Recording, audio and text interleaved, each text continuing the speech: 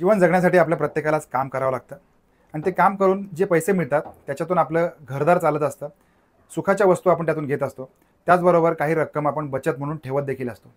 त्याचबरोबर याच पैशातून सगळ्यात मोठी इन्व्हेस्टमेंट म्हणजे आपण आपल्या मुलांवरचा खर्च करत असतो. याचं कारण असतं की आपली मुलं मोठी होतील, त्यांना चांगली नोकरी मिळेल, काहीतरी व्यवसाय करतील आणि त्यांचं जीवन ते घडवतील असं प्रत्येक आई वडिलांना वाटत असतं. काही काळानंतर ती मुलं देखील मोठी होतात. मुलं मोठी होऊन पैसे कमवायला लागतात आणि पैसे कमवल्यानंतर ते त्यांच्या आई-वडिलांकडे बघत असतात, त्यांच्याकडे लक्ष देत असतात. परंतु ही घटना प्रत्येक ठिकाणी बघायला मिळत नाही. काही ठिकाणी हीच मुलं मोठी झाल्यानंतर 20-25 वर्षाची झाल्यानंतर आणि कमवत्या वयाची झाल्यानंतर देखील आपल्या आई-वडिलांकडून पैशाची अपेक्षा करतात. पैशाची अपेक्षा केल्यानंतर तीच मुलं आपल्या आई-बापाच्या जीवावर उठत असतात. नमस्कार, कारनामा मराठी क्राईम स्टोरीमध्ये आपलं हार्दिक स्वागत आहे. एक आई आहे, तिचा एक मुलगा आहे आणि हा मुलगा काही काळानंतर मोठा होतोय आणि मोठा झाल्यानंतर तो एका मुलीच्या प्रेमात पडतोय आणि त्या मुलीला लग्नासाठी मागणी घालतोय. त्यावेळेला ती मुलगी असं म्हणते की तुझ्या आईचं हृदय जर तुम्हाला आणून दिलंस तर आणि तरच मी तुझ्याशी लग्न करेन. हे ऐकल्यानंतर तो मुलगा तयार होतो आणि आपल्या आईकडे जातो. आईला म्हणतो, आई मला तुझं हृदय पाहिजे, मला अशा एका मुलीसोबत लग्न करायचं आहे. आई म्हणते, ठीक आहे, माझं हृदय तुला घे. त्याच्यानंतर आईला फाडून तो तिचं हृदय घेतोय आणि त्या स्त्रीकडे जातो, त्या मुलीकडे जातो आणि त्या मुलीला सांगतो की मला आता हे माझ्या आईचं हृदय तुला घे आणि आता तू माझ्याशी लग्न कर. त्यावेळेला ती मुलगी म्हणते, अरे वेड्या, अरे मूर्खा, तुझ्या आईचं हृदय मी मागितलं आणि तू आईला फाडलंस माझ्यासाठी. उद्या जर का दुसऱ्या कोणी सांगितलं की तुझ्या बायकोचं हृदय घेऊन ये तर तू मला फाडायला देखील कमी करणार नाहीस. असा तू नीच माणूस आहेस. मी तुझ्याशी काही केल्या लग्न करू शकणार नाही. असंच आईचं हृदय असतं. प्रत्येक आई ही आई असते. प्रत्येक आईला तिच्या मुलानं पुढे जावं, प्रगती करावी, मोठं व्हावं, आपलं नाव कमवावं असं प्रत्येक आईला वाटत असतं आणि हे निर्व्याज प्रेम फक्त आईच करू शकते. आता आपण अशी एक घटना बघणार आहोत की क्षुल्लक पैशांच्या वादामुळे एका मुलाने त्याच्या आईचा खून केलेला आहे. यासाठी आपण जाणार आहोत सोलापूरमध्ये तीर्थक्षेत्र अक्कलकोट या ठिकाणचं गोगाव नावाचं गाव आहे आणि या ठिकाणी महादेवी नावाची एक 50 वर्षीय महिला आहेत आणि त्या शेती आणि शेतीपूरक व्यवसाय करतात. त्याचबरोबर त्यांना 3 मुलं आहेत आणि 3 मुलांपैकी जे 20 ते 25 या वयोगटातली तरणीताठी कमवणारी मुलं आहेत. म्हणजे शेतीमध्येच ते आईला मदत करतात आणि ज्या उत्पन्नावर शेतीमधून जे उत्पन्न येतं त्याच्यावर त्यांचं गुजराण चालते. या महादेवींचा मोठा मुलगा आहे, त्याचं नाव आहे लिंगराज आणि याचं वय वर्ष आहे 25. हा देखील शेती आणि त्याच्यातून उत्पन्न आणि मग आईला मदत करण्याचे वडील नव्हते. वडिलांचं देखील निधन झालेलं आहे. त्याच्यामुळे शेतीचा जो संपूर्ण व्यवसाय आहे हा त्यांच्या आईकडे होता आणि जे काही खर्च असतील, जे काही देखभाल असेल ती त्यांची आई करत असे. म्हणजे त्यांचा जो काही उत्पन्न आणि खर्च याचा ताळमेळ फक्त आईकडे होता. पैशाचा व्यवहार कुठल्याही मुलाकडे त्यांनी दिलेला नव्हता.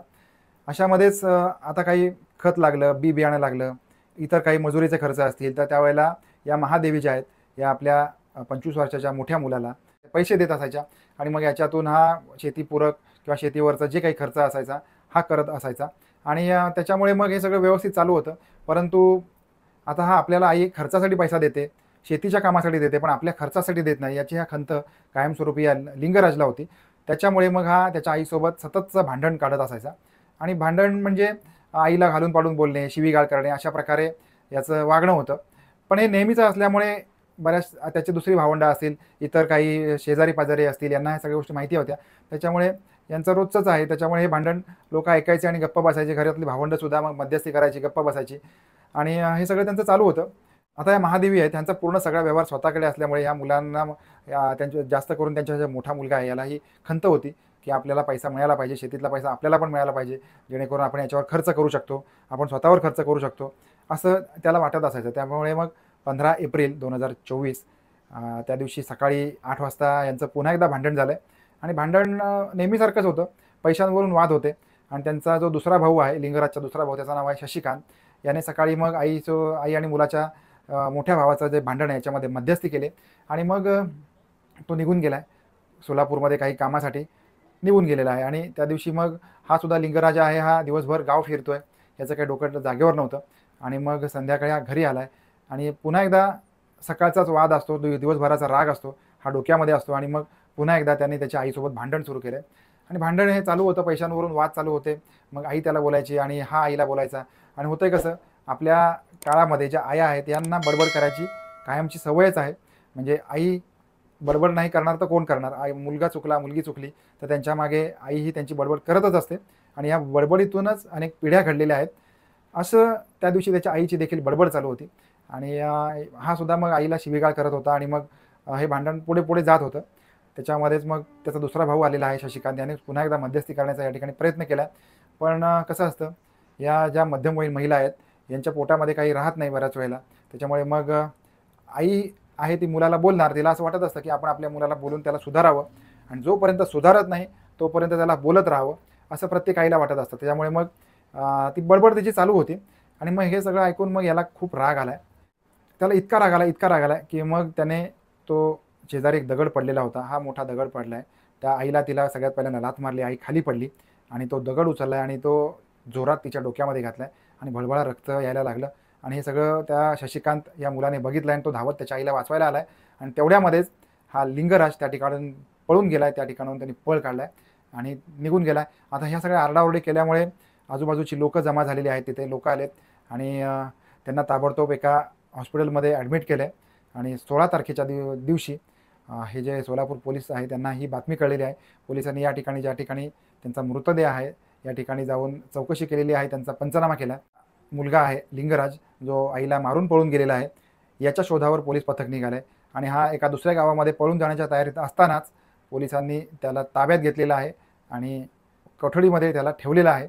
अधिक चौकशीनंतर या लिंगराजने त्याचा गुन्हा देखील कबूल केला आहे.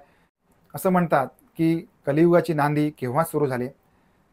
मुलगा आई, आई मुलगा कुठलंही नातं या नात्यामध्ये सत्ययुगासारखा किंवा पूर्वीच्या काळासारखा ओलावा आणि प्रेम राहिलेलं नाही, असं आजकाल म्हटलं जातं आणि तशी उदाहरणं आजच्या काळामध्ये घडत आहेत. ज्यावेळेला आपण एकाच घरामध्ये राहतोय, आई आणि मुलासारखं नातं आहे आणि प्रत्येकाने आपण लक्षात ठेवावं, आपल्याला किती राग आला तरीसुद्धा आपल्या आईवर आपण हात उगारू नये आणि आई जरी आपल्याला बोलली असली, रागाने बोलली असली, तरीसुद्धा आईचा बोलणं आपण निमूटपणे ऐकून घ्यावं आणि आपल्या आईवर निनांत प्रेम करावं.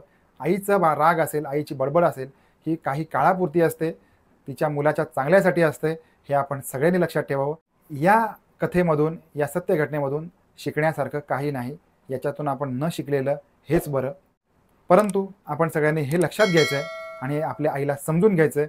ज्या वेळेला तुमची आई तुमच्यासाठी बडबड करेल, त्या वेळेला एकच लक्षात ठेवायचं, की हे माझ्या चांगल्यासाठी आहे. माझ्या आईची बडबड ऐकून घेतल्यामुळे माझ्या आयुष्यामध्ये सुधारणा होणार आहे. आपल्या आईसमोर, आपल्या आईच्या बडबडीसमोर गप्प उभे राहणे हाच आपल्या सगळ्यांचा सुखाचा मार्ग आहे. या संपूर्ण घटनेबद्दल, त्याचबरोबर आपल्याला आपल्या आईबद्दल व्यक्त व्हायचं असेल तर हा कमेंट बॉक्स आपल्यासाठी उघडा आहे. या संपूर्ण घटनेबद्दल आपण कमेंट करा, आपलं मत नोंदवा आणि या घटनेचा निषेध देखील करा. तर भेटूया पुन्हा एकदा नवीन क्राईम स्टोरीमध्ये बरोबर 9 वाजता. तोपर्यंत आपापली काळजी घ्या. धन्यवाद.